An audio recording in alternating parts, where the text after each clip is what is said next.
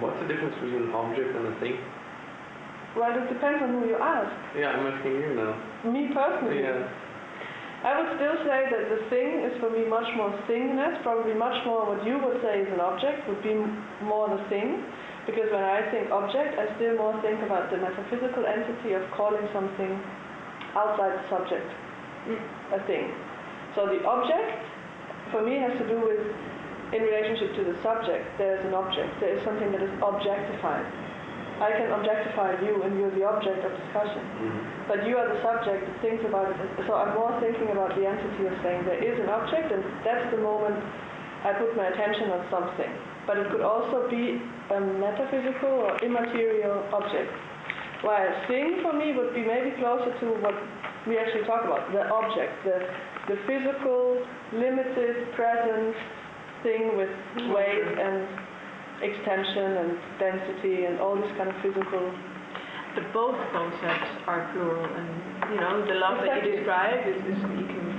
But I would say for me, if you ask me personally, because I say again, it depends on who you ask, I would have, the object would be larger than the thing as an entity. The thing would be a more rigid definition of an object. Mm-hmm. For example, that could be a suggestion. Mm-hmm. So if you were to split that olive oil bottle into object and thing, how would you split it into object and thing? I would probably say both things, the olive oil and the bottle belong to the thing. And the object is maybe more what I would say is the ingredient for making a salad, which is then concerning the inside of the bottle. I would say the objective, yeah. Mm-hmm. So, but also everything that we talk about it. The fact that we talk about it as an entity, let's say like this, now it's the thing, and now it's the object. We can still talk about the olive oil. It doesn't have to be there.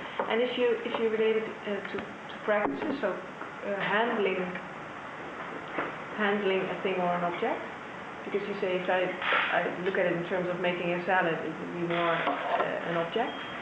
And you said an objective, so I think that's interesting, a goal, but that also has to do with making it part of handling it. Yes. But that's also very thing-like, that's also very tangible, so there both concepts really they come very close. Yeah, they are the same at the moment that I'm saying thing. It's almost like one embraces the other. I mean, that's just one model. I would probably be able to make 3 or 4 more that totally contradict each other. Mm-hmm.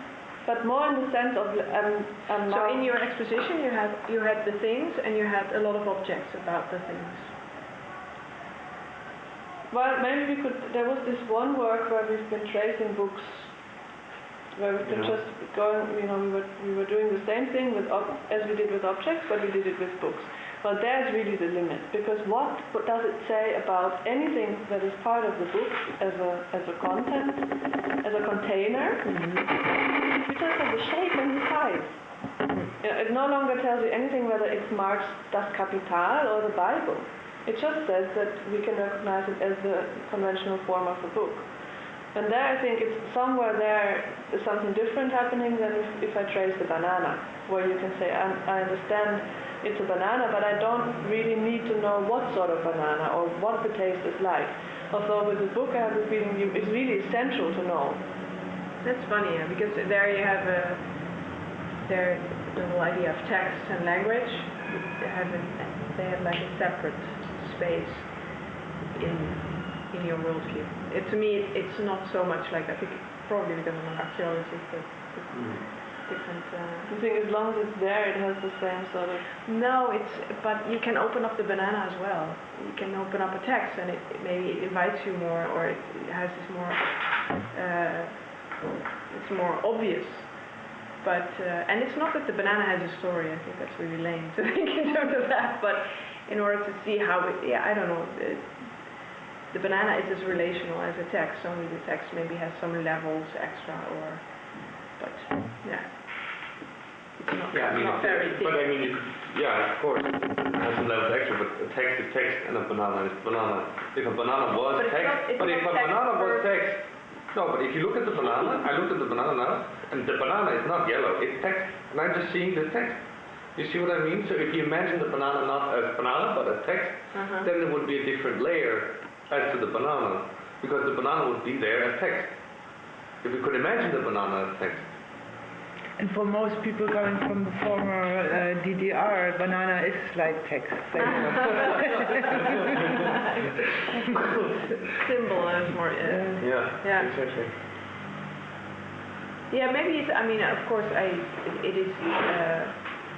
I feel that looking at things as symbols or signs, or comparing them with text, or seeing the differences with text, you have the object world and the text world, is, I think it's more, to me, in archaeology it really,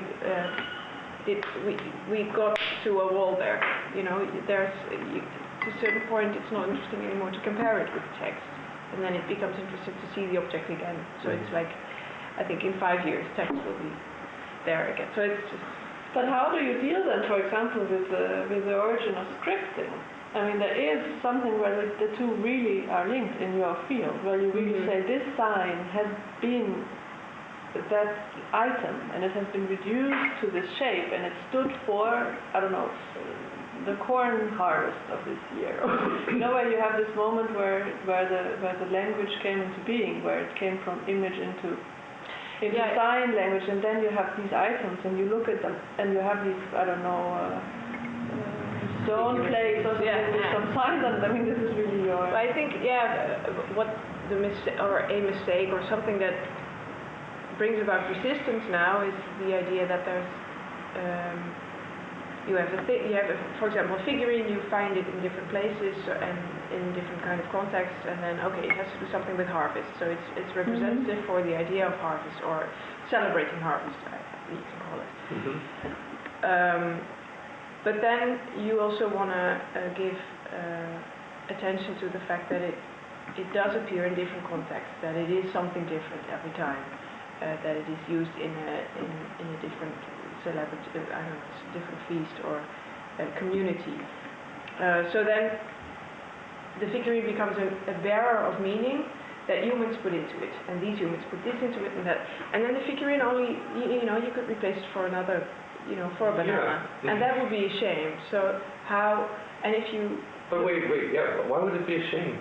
Because then an archaeologist is only digging up meanings and not things anymore. You still want to touch the things. And I really like that the figurine is subverted and then replaced for a banana. But then because then you also objectify the object status a lot in a way. I understand it from archaeological point of view. You reduce it so much to what? Then you're actually only researching humans, and then all the things that happen. If you reconstruct history that way, it's always humans deciding, and you want to have some space for events. Sure. But that's a big problem in your field then, to know that there's only that much to walk on. The moment that you as a human, with all this baggage of the philosophy until now, tells you that you cannot be outside of this perspective. There's no way you can read or understand anything, also the meaning of objects, being involved with legibility of the world around you without being human. I mean, this is almost, But it's the same. I mean, it's also you have the same kind of restriction. If you look at it from a Latourian point of view, you would be in the same way restricted if you could only interview people, because you only get the human view.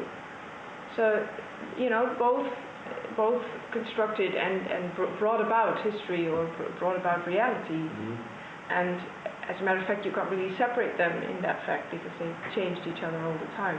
So do you interview objects? Well, that would be interesting how to do it. Well, when you dig up an object, you can, of course, try to trace back all the ways that it came about and the different ways. If you look at cesspits, at septic tanks in Utrecht, they're very different things than septic tanks in Gouda, both in the 13th century, because they came about in a totally different world. And supported different groups, supported different things, were part of different networks. So the one cesspit of the neighbor is a different one from the other one. So then every object creates a different world, and